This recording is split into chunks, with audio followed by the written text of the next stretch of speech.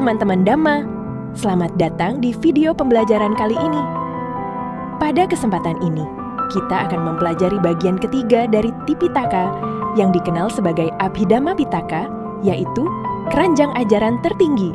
Abhidhamma bukan hanya kumpulan teori, melainkan analisis mendalam tentang kehidupan, pikiran, dan kenyataan sejati menurut pandangan Sang Buddha.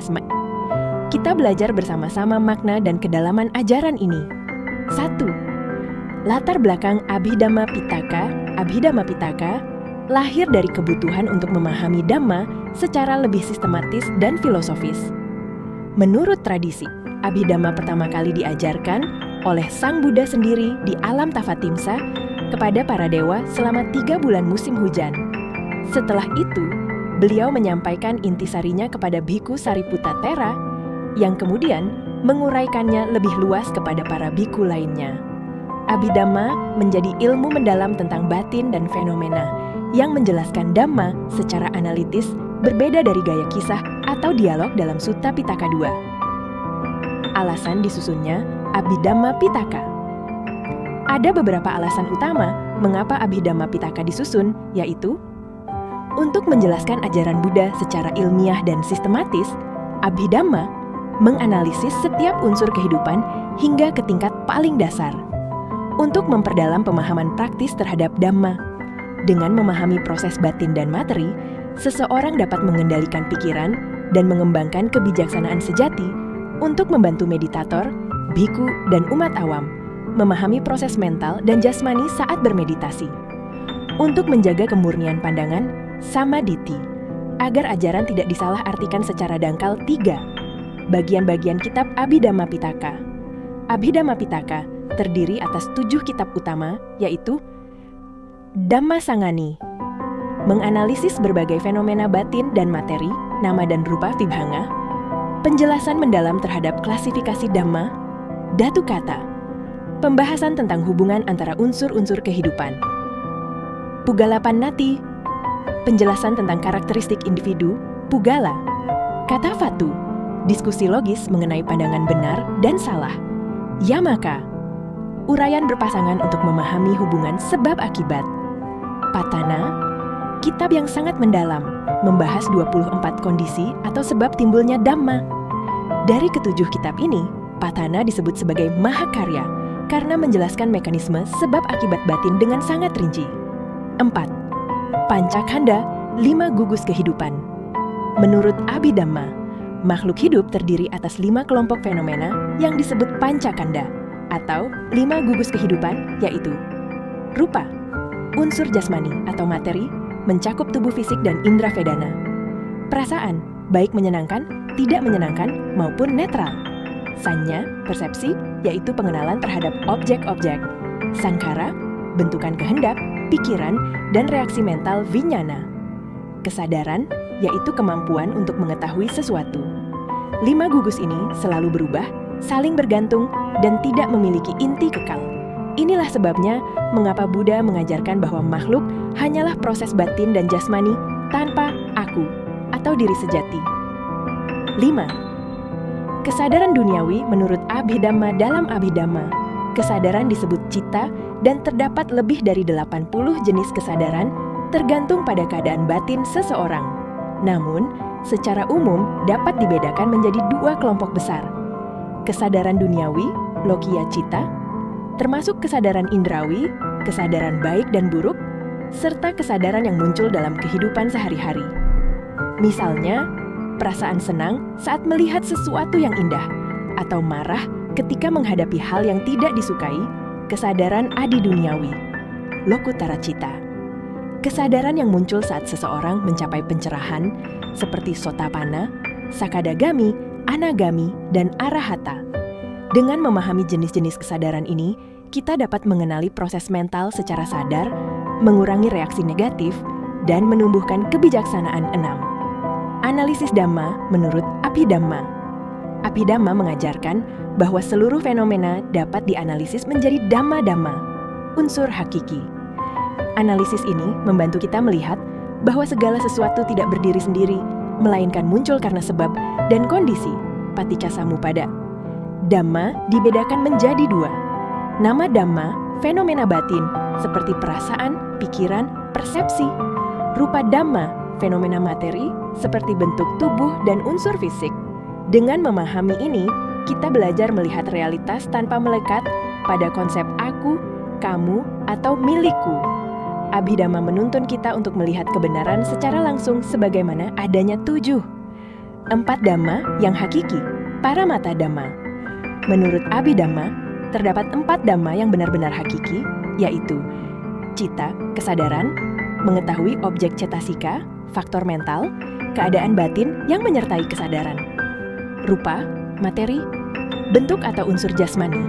Nibbana, keadaan tertinggi yang terbebas dari kelahiran dan kematian. 4 Dhamma ini adalah realitas sejati yang dapat dialami melalui kebijaksanaan. Segala sesuatu selain itu hanyalah konsep panyati, seperti orang, benda, atau tempat, yang sebenarnya hanyalah gabungan fenomena sementara 8. Posisi Abhidhamma Pitaka dalam Tipitaka. Dalam Tipitaka, Abhidhamma Pitaka merupakan keranjang ketiga setelah Vinaya Pitaka dan Sutta Pitaka. Jika Vinaya berisi aturan disiplin dan Sutta berisi khotbah moral serta kisah kehidupan, maka Abhidhamma adalah analisis ilmiah terhadap semua ajaran tersebut. Ia menempati posisi filsafat dan psikologi tertinggi dalam Buddhisme. Abhidhamma membantu kita memahami bagaimana Dhamma bekerja di dalam batin manusia, sehingga menjadi dasar bagi praktik meditasi dan pencapaian pencerahan 9. Relevansi Abhidhamma dalam kehidupan modern. Meskipun lahir lebih dari 2.500 tahun lalu, Abhidhamma sangat relevan untuk kehidupan modern. Konsep tentang kesadaran, mind, faktor mental, dan hubungan sebab akibat batin sejalan dengan psikologi dan neuroscience modern. Pemahaman Abhidhamma membantu kita mengendalikan emosi dan pikiran negatif, membangun mindfulness, perhatian penuh, serta memahami hakikat perubahan, anicca, dan tanpa diri, anatta. Dengan mempelajari Abhidhamma, kita tidak hanya menjadi lebih bijak, tetapi juga lebih sadar terhadap proses batin kita sendiri. 10. Kedudukan Abhidhamma Pitaka dalam Tipitaka. Abhidhamma Pitaka menempati posisi yang sangat istimewa dalam Tipitaka. Jika Vinaya Pitaka berisi peraturan moral dan tata kehidupan biku-bikuni, dan Sutta Pitaka berisi khotbah dan ajaran moral yang disampaikan kepada berbagai kalangan, maka Abhidhamma Pitaka adalah inti dari analisis mendalam mengenai hakikat sejati dari kehidupan dan pikiran. Ajaran Abhidhamma disebut sebagai Paramata Dhamma, yaitu pengetahuan tentang realitas tertinggi yang hanya dapat dipahami melalui kebijaksanaan mendalam. Panya 11. Tujuan dan manfaat mempelajari Abhidhamma.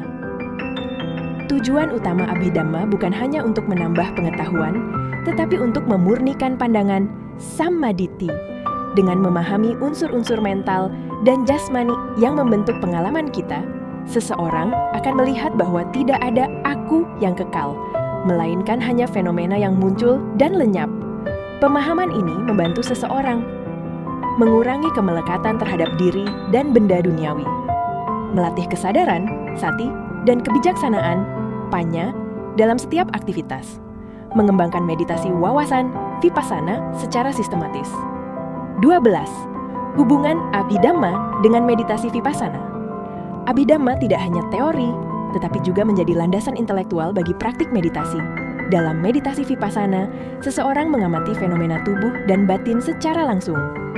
Pemahaman tentang cita, kesadaran, cetasika, faktor mental, dan rupa materi dari Abhidhamma membantu praktisi mengenali fenomena tersebut apa adanya. Dengan demikian, meditator dapat mengamati muncul lenyapnya pengalaman dan mencapai pencerahan bertahap, nibbana. 13. Peran Abhidhamma dalam kehidupan sehari-hari. Walaupun terlihat filosofis dan mendalam, Abhidhamma sangat relevan bagi kehidupan modern. Membantu memahami psikologi pikiran, mengapa emosi muncul dan bagaimana mengelolanya, mengajarkan keseimbangan batin dalam menghadapi stres, tekanan, dan penderitaan, mendorong kita untuk hidup dengan kesadaran penuh, mindfulness, tidak bereaksi berlebihan terhadap pengalaman baik maupun buruk.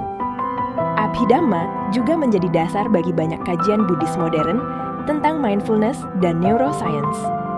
14. 7 kitab Abhidhamma Pitaka, penjelasan tambahan dan fungsi.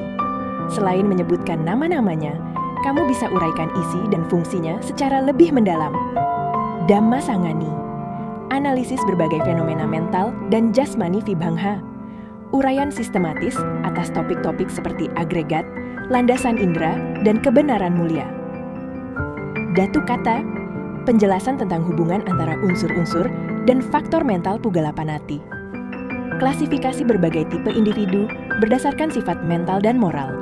Kata Fatu, menjawab pandangan salah dari sekte-sekte lain di masa awal Buddhisme Yamaka, mengulas logika dan hubungan sebab akibat dengan pola tanya jawab ganda.